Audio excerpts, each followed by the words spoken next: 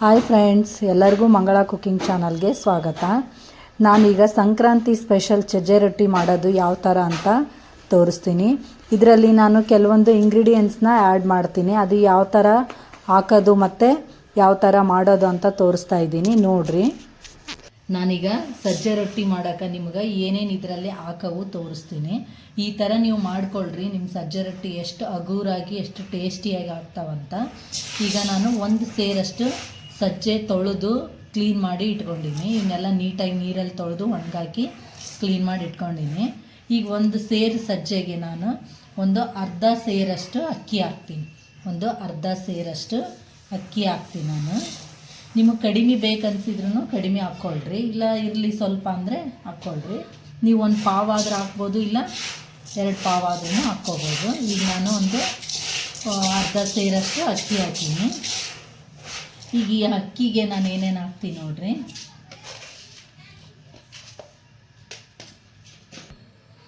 ನೀವು ಒಂದು ಸೇರಿಗೆ ಈ ಥರ ಸ್ಪೂನಿಲೆ ಒಂದು 2-3 ಸ್ಪೂನಷ್ಟು ತೊಗರಿಬೇಳೆ ಹಾಕ್ಕೊಳ್ರಿ. ನಾನೀಗೊಂದು 3 ಸ್ಪೂನು ತೊಗರಿಬೇಳೆ ನೀವು 2 ಹಾಕಿದರೂ ಬರುತ್ತೆ, 3 ಹಾಕಿದರೂ ಬರುತ್ತೆ. ಈಗ ನಾನು 2 ಸ್ಪೂನು ತೊಗರಿಬೇಳೆ ಹಾಕ್ತೀನಿ. ಈಗ ನಾನೊಂದು 2 ಸ್ಪೂನಷ್ಟು ಕಡಲೆಬೇಳೆ ಹಾಕ್ತೀನಿ. 2 ಸ್ಪೂನ್ ಸಾಕು ಕಡಲೆಬೇಳೆ. ನಾನು 1 ಸ್ಪೂನಷ್ಟು ಉದ್ದಿನಬೇಳೆ ಹಾಕ್ತೀನಿ. ಒಂದೇ ಸ್ಪೂನ್ ಹಾಕ್ತೀನಿ, ಜಾಸ್ತಿ ಹಾಕಲ್ಲ. ಈಗ ಯಾಕಂದರೆ ಅಕ್ಕಿ ಹಾಕಿದ್ದೀವಲ್ಲ, ಜಿಗಿ ಚೆನ್ನಾಗಿರ್ತಾವ. ಒಂದೇ ಸ್ಪೂನ್ ಉದ್ದಿನಬೇಳೆ ಹಾಕ್ತೀನಿ. ನಾನೊಂದು ಕಾಲು ಸ್ಪೂನಷ್ಟು ಮಾತ್ರ ಮೆಂತ್ಯ ಹಾಕ್ತೀನಿ. ಒಂದು ಅರ್ಧ ಸ್ಪೂನಷ್ಟು ನಾನು ಜೀರಿಗೆ ಹಾಕ್ತೀನಿ. ಈಗ ಜೀರಿಗೆ ಹಾಕ್ತೀನಿ. ಇದರಲ್ಲಿ ಒಂದು ಸ್ವಲ್ಪ ಮಂಡಾಳ ಹಾಕೋಣ. ಮಂಡಾಳ ಹಾಕಿದರೆ ನೀವು ರೊಟ್ಟಿ ಮಾತ್ರ ಭಾಳ ಚೆನ್ನಾಗಿ ಆಗ್ತಾವೆ ಮತ್ತು ಹಗೂರಾಗಿ ಆಗ್ತಾವೆ. ಈಗ ನಾನೊಂದು ಅರ್ಧ ಸೇರಂದರೆ ಒಂದು ಪಾವು, ಇಲ್ಲ ನೀವು ಒಂದು ಪಾವು ಹಾಕ್ರಿ ಸಾಕು, ಜಾಸ್ತಿ ಬೇಡ. ಈಗ ನಾನು ಒಂದು ಪಾವಷ್ಟು ಮಂಡಾಳ ಹಾಕಿದ್ದೀನಿ. ಈ ಥರ ನೀವು ಹಾಕಿ ಇದನ್ನೆಲ್ಲ ನೀಟಾಗಿ ಹಿಂಗೆ ಕಲಸಿ ನೀವು ಜಿನ್ ಮಾಡಿಸ್ಕೊಂಬರ್ರಿ. ಇದನ್ನು ಗಿರಣಿಗೆ ಹಾಕಿ ನೀವು ಹಿಟ್ಟು ತೊಗೊಂಬರ್ರಿ. ಹಿಟ್ಟು ತೊಗೊಂಡು ಬಂದಮೇಲೆ ನಾನು ಯಾವ ಥರ ರೊಟ್ಟಿ ಮಾಡೋದು ತೋರಿಸ್ತೀನಿ. ಈ ಥರ ಈ ಮೆಥಡಲ್ಲಿ ನೀವು ಮಾಡ್ಕೊಳ್ರಿ. ನಿಮ್ಮ ರೊಟ್ಟಿ ಎಷ್ಟು ಟೇಸ್ಟ್ ಇರ್ತಾವಂದ್ರೆ, ನೀವು ರೊಟ್ಟಿ ಮಾಡಿದ ಮೇಲೆ ಒಬ್ಬೊಬ್ಬರು ಬಿಸಿ ಮಾಡ್ತಿರ್ತಾರೆ ಗ್ಯಾಸಿನ ಮೇಲೆ ತಿನ್ಬೇಕಾದ್ರೆ, ಆ ಥರ ಬಿಸಿ ಮಾಡೋದನ್ನು ನೀವು ಬೇಕಾಗಿಲ್ಲ. ಈ ಥರ ನೀವೆಲ್ಲ ಹಾಕ್ಸೋದ್ರಲ್ಲಿಂದ ರೊಟ್ಟಿ ತಿನ್ನೋಕ್ಕೂ ಭಾಳ ಟೇಸ್ಟಾಗಿರ್ತಾವ. ಇದನ್ನು ನಾನೀಗ ಜಿನ್ ಮಾಡಿಸ್ತೀನಿ. ಈಗ ಗ್ಯಾಸ್ ಹಚ್ಚಿ ಈ ಥರ ಪಾತ್ರೆಯಲ್ಲಿ ಒಂದು ಚರಿಗೆ ಅಷ್ಟು ನೀರು ಕಾಯಕ್ಕಿಡ್ರಿ. ಈ ನೀರು ಚೆನ್ನಾಗಿ ಕುದೀಲಿ, ನಾನು ರೊಟ್ಟಿ ಮಾಡೋದು ನಿಮಗೆ ತೋರಿಸ್ತೀನಿ. ಈಗ ನೀರು ಈ ಥರ ಕುದಿಯುವಾಗ ನಾನು ಗ್ಯಾಸ್ ಬಂದ್ ಮಾಡ್ತೀನಿ. ಗ್ಯಾಸ್ ಬಂದ್ ಮಾಡಿ ಈ ನೀರನ್ನ ಕೆಳಗೆ ಇಳಿಸ್ಕೊಳಂಬ್ರಿ. ಈಗ ನೀರು ನಾವು ಕುದಿಯೋದನ್ನು ಕೆಳಗೆ ಇಳಿಸ್ಕೊಂಡಿವಲ್ಲ, ಈಗ ಇದರಲ್ಲಿ ಸ್ವಲ್ಪ ರೊಟ್ಟಿಗೆ ಕಲರಿಗಂತ ಅರಿಶಿನ ಹಾಕ್ಕೊಳ್ರಿ. ಒಂದು 1/4 ಸ್ಪೂನಷ್ಟು ಅರಿಶಿನ ಹಾಕ್ಕೊಳ್ರಿ. ನಿಮಗೆ ಕಲರ್ ಜಾಸ್ತಿ ಬೇಕನ್ಸಿದ್ರೆ ನೀವು ಸ್ವಲ್ಪ ಜಾಸ್ತಿನೂ ಹಾಕ್ಕೊಳ್ರಿ. ಈಗ ನಾನು ರುಚಿಗೆ ಅಂತ ಸ್ವಲ್ಪ ಒಂದು ಅರ್ಧ ಸ್ಪೂನಷ್ಟು ಉಪ್ಪು ಹಾಕ್ತೀನಿ. ಈಗ ಹಿಟ್ಟನ್ನ ಜಲ್ದಿ ಹಿಡಿದು ತೆಗೆದಿಟ್ಕೊಳ್ರಿ. ನಾನು ಹಿಟ್ಟನ್ನ ಜಲ್ದಿ ಹಿಡಿದು ರೆಡಿ ಮಾಡಿ ಇಟ್ಕೊಂಡಿನಿ. ಈಗ ಇದರಲ್ಲಿ ಹಿಟ್ಟನ್ನ ಸ್ವಲ್ಪ ಹಾಕ್ಕೊಳ್ರಿ. ನಿಮಗೆ ಎಷ್ಟು ಬೇಕೋ ಅಷ್ಟನ್ನೇ ನೀವು ಕಲಿಸ್ಕೊಳ್ರಿ. ಆಮೇಲೆ ನೀವು ಒಣ ಹಿಟ್ಟು ಬೇಕಂದ್ರೆ ನೋಡಿಕೊಂಡು ಹಾಕ್ಕೊಂಡು ಕಲಿಸ್ಕೊಳಂತ್ರಿ ಅಂತ. ಈಗ ಇದನ್ನು ಸ್ವಲ್ಪನೇ ಈ ಥರ ಹಿಂಗೆ ಮಾಡಿಕೊಂಡು ನೀವು ಗ್ಯಾಸ್ ಮೇಲೆ ಇಟ್ಟು ಮುದ್ದೆ ಮಾಡ್ಕೊಳೋದೇನು ಬೇಡ. ಈ ಥರ ನೀವು ನೀರು ಮಾತ್ರ ಚೆನ್ನಾಗಿ ಕುದೀತಿರ್ಬೇಕು. ಕುದಿಯೋ ನೀರನ್ನ ನೀವು ಈ ಥರ ಕೆಳಗಡೆ ಇಳಿಸ್ಕೊಂಡು ಹಿಂಗೆ ಸ್ವಲ್ಪ ನೀವು ಹಿಟ್ಟನ್ನು ಹಾಕಿ ಈ ಥರ ತಿರುಗಿಕೊಂಡ್ರೆ ಸಾಕು. ಜಿಗಿನೂ ಆರಂಗಿಲ್ಲ. ನೀವು ಎಷ್ಟೊತ್ತು ರೊಟ್ಟಿ ಮಾಡಿದ್ರೂ ಜಿಗಿ ಹಿಂಗೆ ಇರುತ್ತೆ. ನಾನೀಗ ಇನ್ನೊಂದು ಸ್ವಲ್ಪ ಹಾಕ್ತೀನಿ. ನೀವು ಪದೇ ಪದೇ ಜಿಗಿ ಕಾಸಿ ಕಲಿಸ್ಕೋಬೇಕನ್ನೋ ಅವಶ್ಯಕತೆ ಇರಲ್ಲ. ಈ ಥರ ಮಾಡಿಕೊಂಡ್ರೆ ನೀವು ಸ್ವಲ್ಪ ಹಿಟ್ಟು ಹಾಕ್ಕೊಂಡು ನೀವು ನಾದ್ಕೋಬೋದು.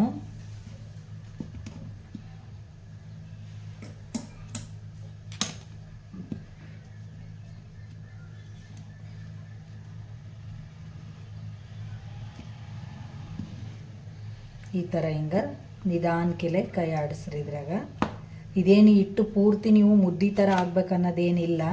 ಹಿಂಗಿದ್ರೆ ಸಾಕು. ನೀವು ಕಲಿಸ್ಕೋಬೇಕಾದ್ರೆ ಒಣ ಹಿಟ್ಟು ಹಾಕಿ ಸ್ವಲ್ಪ ನೀವು ನಾದ್ಕೊಂಡ್ರೆ ಆಯ್ತು. ಹಿಂಗೆ ಮಾಡ್ಕೊಳೋದ್ರಲ್ಲಿಂದ ರೊಟ್ಟಿ ಜಿಗಿ ಆರಂಗಿಲ್ಲ, ಎಷ್ಟೊತ್ತಿದ್ರೂ ಚೆನ್ನಾಗಿರುತ್ತೆ ಹಿಟ್ಟು, ರೊಟ್ಟಿನೂ ಚೆನ್ನಾಗಿ ಬರ್ತಾವಂತ ಈ ಥರ ಮಾಡ್ಕೊಳೋದು.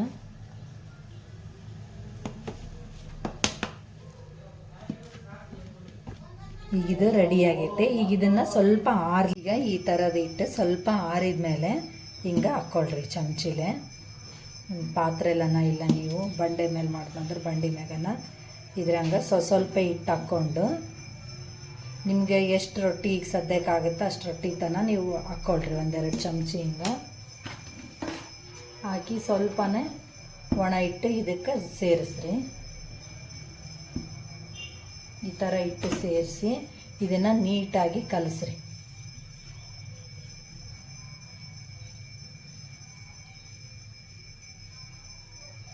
ಈ ಥರ ಮಾಡ್ಕೊಳ್ರಿ. ಇದು ಹಿಟ್ಟು ಇನ್ನೂ ಸ್ವಲ್ಪ ಬಿಸಿ ಇರುತ್ತಾ ನೋಡಿ ಹುಷಾರಲ್ಲೇ ನಾದ್ಕೊಳ್ರಿ. ಎರಡು ಕೈಯಿಂದ ಚಂದ ಕಿವುಚಿ ನಾದ್ರಿ, ರೊಟ್ಟಿ ಚಂದ ಬರ್ತಾವ.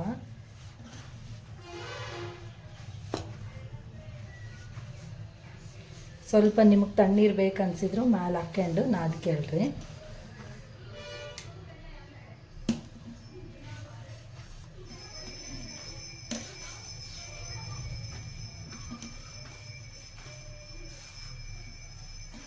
ಈ ಥರ ಪೂರ್ತಿಯಾಗಿ ನಾದ್ಕೊಳ್ರಿ.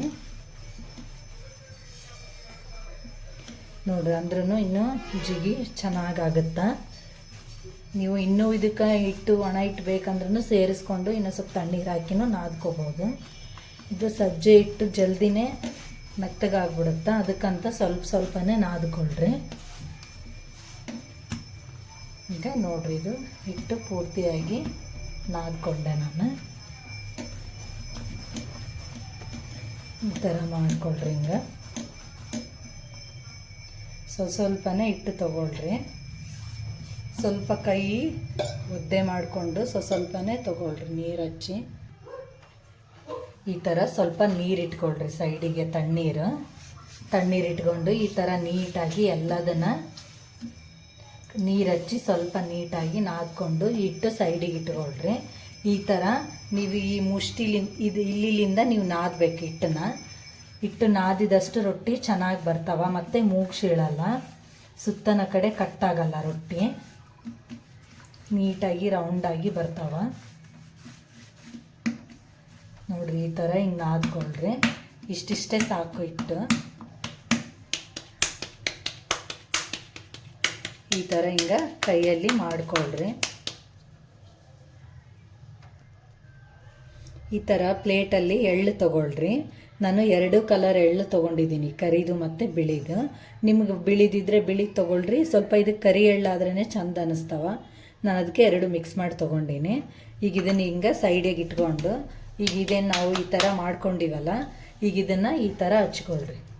ನೀವು ಒಂದೇ ಕಡೆ ಹಚ್ಕೊಂಡ್ರೂ ನಡೆಯುತ್ತೆ, 2 ಕಡೆ ಹಚ್ಕೊಂಡ್ರೂ ನಡೆಯುತ್ತೆ. ಈಗ ನೋಡ್ರಿ ಈ ಥರ ಸ್ವಲ್ಪ ನೀವು ಕೈಲೇ ಈ ಥರ ಮಾಡ್ಕೊಳ್ರಿ. ನೀಟಾಗಿ ಎಳ್ಳು ಉದುರಲ್ಲ.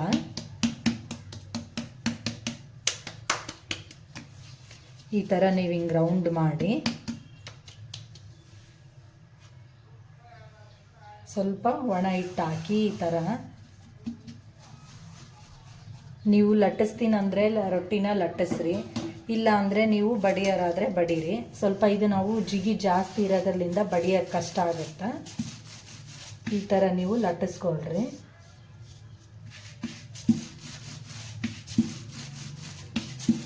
ಈಗ ನಾನು ಒಂದು ಕಡೆ ಗ್ಯಾಸ್ ಮೇಲೆ ಹಂಚು ಕಾಯಕ್ಕೆ ಇಡ್ತೀನಿ. ಈಗ ನಾವು ರೊಟ್ಟಿ ಮಾಡ್ಕೊಳುವಾಗ ಹಂಚು ಕಾಯಕ್ಕೆ ಇಟ್ಕೊಂಡ್ಬಿಟ್ರೆ ನಾವು ರೊಟ್ಟಿ ಪೂರ್ತಿ ಮಾಡೋದ್ರಾಗ ಹಂಚು ಕಾದಿರುತ್ತೆ. ಈಗ ನಾನು ಒಂದು ಸೈಡಿಗೆ ಹಂಚು ಕಾಯಕ್ಕೆ ಇಡ್ತೀನಿ. ಈ ಥರ ಸ್ವಲ್ಪನೇ ನೀವು ಒಣ ಹಿಟ್ಟು ಹಾಕ್ಕೊಂತ ಹಿಂಗೆ ಸುತ್ತ ಕಡೆ ತೀಡ್ರಿ. ನಡಕ ತೀಡಬೇಡ್ರಿ. ನಡಕ ತೀಡಿದ್ರೆ ಸುತ್ತ ದಂಡಿ ದಪ್ಪ ಆಗಿ ನಡ್ಬರ್ಕ ಹರಿತಾವ. ಅದಕ್ಕಂತ ಸುತ್ತ ದಂಡಿ ತೀಡ್ರಿ. ಇದೇ ಥರನೇ ಸೇಮ್ ನೀವು ಜೋಳದ ರೊಟ್ಟಿ ಸಮ ಮಾಡ್ಕೋಬೋದು. ಸಜ್ಜಿ ರೊಟ್ಟಿ ಈ ಕಡೆಲ್ಲ ಭಾಳ ಫೇಮಸ್ ನಮ್ಮ ಉತ್ತರ ಕರ್ನಾಟಕ ಕಡೆ. ಪ್ರತಿಯೊಂದು ಹಬ್ಬಗಳಿಗೆಲ್ಲ ಮಾಡ್ಕೊತಾರೆ. ಈಗ ಎಳ್ಳಮಸಿ ಬಂದರೆ ಜಾಸ್ತಿ ಮಾಡ್ತಾರೆ. ಎಳ್ಳಮಸಿ ಸಂಕ್ರಾಂತಿಗೆಲ್ಲ ಜಾಸ್ತಿ ನಮ್ಮ ಕಡೆ ಸಜ್ಜೆ ರೊಟ್ಟಿ ಮಾಡ್ತಾರೆ.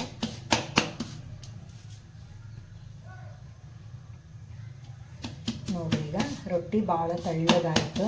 ನಾನು ಎಷ್ಟು ಸ್ವಲ್ಪ ಹಿಟ್ಟು ತೊಗೊಂಡಿದ್ದೆ.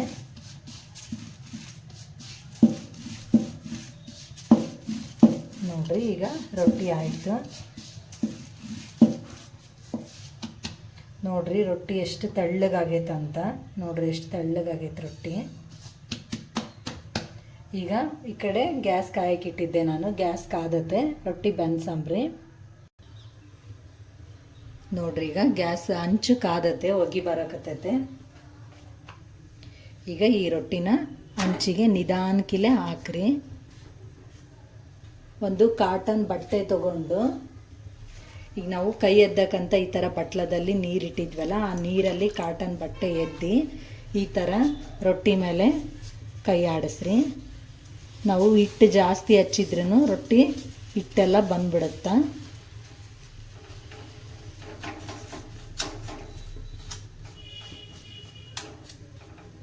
ಈ ಥರ ನೀಟಾಗಿ ಪೂರ್ತಿಯಾಗಿ ರೊಟ್ಟಿಗೆಲ್ಲ ನೀರು ಸವರ್ರಿ. ಇದಕ್ಕೇನು ಎಣ್ಣೆ ಹಾಕಿ ಬೇಯಿಸೋ ಅವಶ್ಯಕತೆ ಇರಲ್ಲ. ಆಮೇಲೆ ಈ ರೊಟ್ಟಿ ತೆಳ್ಳಗಿರೋದ್ರಿಂದ ಜಲ್ದಿನೇ ಬಂದ್ಬಿಡ್ತಾವ.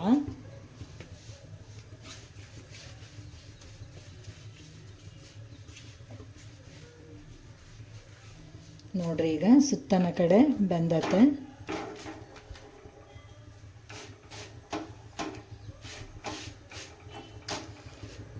ನಾನು ಕೈಲೇ ಮಾಡಕ್ಕಂತ ನೀವು ಕೈಲಿ ಮಾಡಬೇಡ್ರಿ, ಕೈ ಸುಡುತ್ತೆ. ಬೇಸಿ ಸ್ಪೂನ್ ತೊಗೊಳ್ರಿ, ಇಲ್ಲ ಚುಚ್ಕ ತೊಗೊಂಡು ಮಾಡಿರಿ.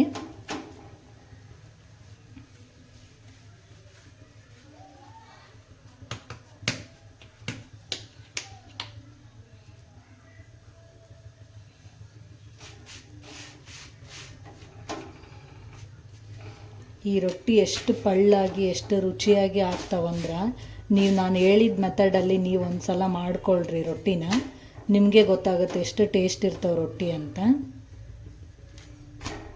ಈಗ ಒಂದು ಬಟ್ಟೆ ತಗೊಳ್ರಿ, ಬಟ್ಟೆಯಿಂದ ರೊಟ್ಟಿನ ಒತ್ರಿ.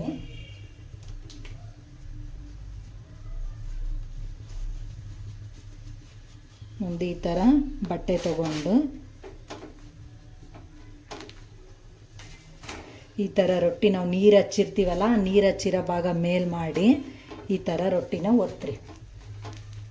ಹಿಂಗೆ ಸ್ವಲ್ಪ ನೀವು ತಿರುವಾಗ್ತಾ ಸುತ್ತ ಕಡೆನೂ ಒತ್ರಿ. ಈ ಥರ ರೊಟ್ಟಿ ಎಲ್ಲಿ ಬೆಂದಿರಲ್ಲ ಎಲ್ಲ ಕಡೆ ಚೆನ್ನಾಗಿ ಬೆನೆಯುತ್ತೆ, ಮತ್ತು ಅಷ್ಟೇ ಪಳ್ಳಾಗಿ ಹಗೂರಾಗಿ ರೊಟ್ಟಿ ಆಗ್ತವೆ. ಎರಡೂ ಕಡೆನೂ ಅದೇ ಥರ ಸ್ವಲ್ಪ ಒತ್ತಿ ಬೆನೆಸ್ರಿ. ನೋಡಿರಿ ಸಜ್ಜೆ ರೊಟ್ಟಿ ರೆಡಿ ಆಯಿತು. ಈಗ ಇದು ರೊಟ್ಟಿ ನೀಟಾಗಿ ಬೆಂದತ್ತೆ. ಈಗ ಇದನ್ನ ತೆಗೆದು ಒಂದು ಸೈಡಿಗೆ ಇಟ್ಕೊಳಂಬ್ರಿ. ಈಗ ನಾನು ಇನ್ನೊಂದು ರೊಟ್ಟಿನೂ ತೋರಿಸ್ತೀನಿ ನೋಡಿರಿ. ಮತ್ತೆ ನಾನು ಇಷ್ಟು ಹಿಟ್ಟು ತೊಗೊಂಡಿನಿ. ಈಗ ಸ್ವಲ್ಪ ಈ ಥರ ಕೈ ನೀರಲ್ಲಿ ಎದ್ದಿ ಈ ಹಿಟ್ಟನ್ನು ಇದರಲ್ಲಿ ಮುಷ್ಟಿಯಲ್ಲಿ ನಾದ್ರಿ. ಈ ಥರ ನಾದ್ರಿ.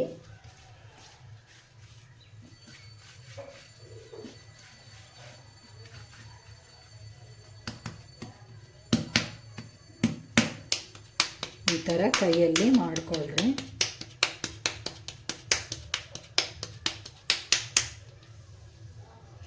ಇದಕ್ಕೆ ಎಳ್ಳು ಹಚ್ಕೊಳ್ರಿ.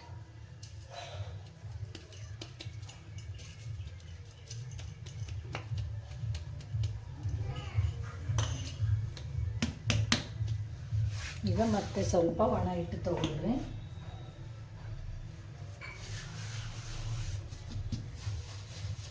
ಈ ಥರ ರೌಂಡ್ ಮಾಡಿಕೊಂಡು ಸ್ವಲ್ಪ ಲಟ್ಟಣಿಕೆಗೆ ಒಂದು ಪ್ಲಾಸ್ಟಿಕ್ ಪೇಪರ್ ಸುತ್ಕೊಳ್ರಿ. ಹತ್ತಿಗೆಣಂಗಿಲ್ಲ ನೀವು ರೊಟ್ಟಿ ಮಾಡಬೇಕಾದ್ರೆ.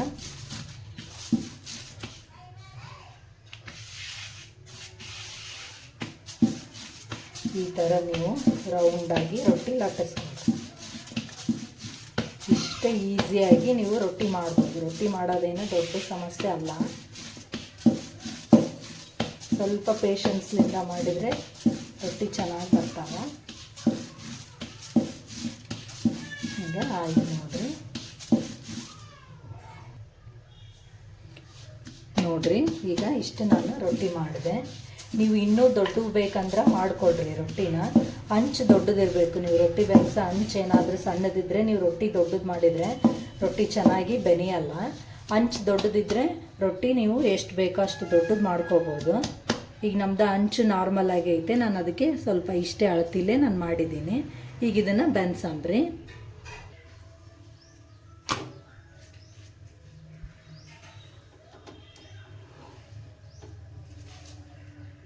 ಈ ಥರ ಹಾಕಿದ ತಕ್ಷಣವೇ ನೀವು ಸ್ವಲ್ಪ ನೀರು ಹಚ್ಚಿಬಿಡ್ರಿ ಬಟ್ಟೆಯಿಂದ. ಗ್ಯಾಸ್ ರೊಟ್ಟಿ ಬೇಯಿಸುವಾಗ ಯಾವಾಗಲೂ ಜೋರು ಇರಬೇಕು. ಗ್ಯಾಸ್ ಸ್ಲಿಮ್ಮಲ್ಲಿಟ್ಟು ನೀವು ರೊಟ್ಟಿ ಬೆನೆಸ್ಬೇಡ್ರಿ, ರೊಟ್ಟಿ ಚೆನ್ನಾಗಾಗಲ್ಲ.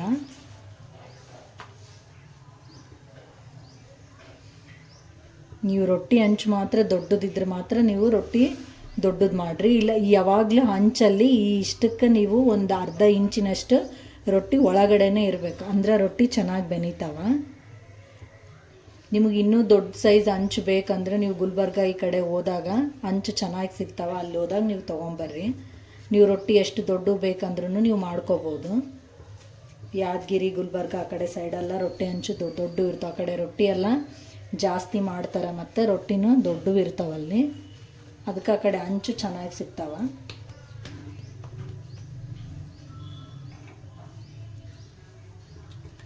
ಇದು ಜಾಸ್ತಿ ಹೊತ್ತು ಬಿಡೋದೇನು ಬೇಡ. ನೀವು ರೊಟ್ಟಿ ತೆಳ್ಳಗಿರೋದ್ರಲ್ಲಿಂದ ಜಲ್ದಿ ಮತ್ತೆ ಒತ್ತಿ ಬಿಡ್ತಾವ.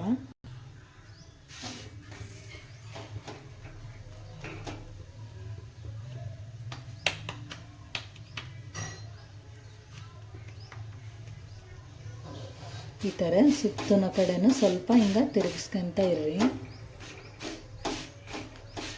ನಮ್ಗೆ ಮಾಡಿ ಅಭ್ಯಾಸ ಇರೋದ್ರಲ್ಲಿಂದ ನಂಗೆ ಜಾಸ್ತಿ ಸ್ಪೂನಿನ ಅವಶ್ಯಕತೆ ಇರಲ್ಲ, ನಾವು ಕೈಲೇ ಮಾಡಿಬಿಡ್ತೀನಿ.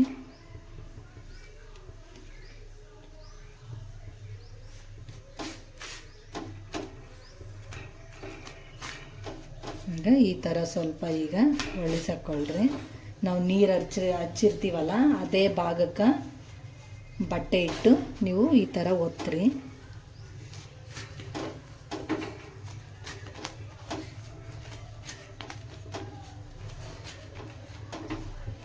ನೋಡಿರಿ ಈ ಥರ ಒತ್ತಿರಿ, ರೊಟ್ಟಿ ಚೆನ್ನಾಗಿ ಆಗ್ತಾವೆ. ನೀವು ಇನ್ನೂ ಮಾಡ್ತಾನೆ ನಿಮ್ಗೆ ಹಂಚಿನ ಮೇಲೆ ರೊಟ್ಟಿ ಎಷ್ಟು ಪಳ್ಳಾಗ್ಯವಂತ ಗೊತ್ತಾಗ್ಬಿಡ್ತಾವ.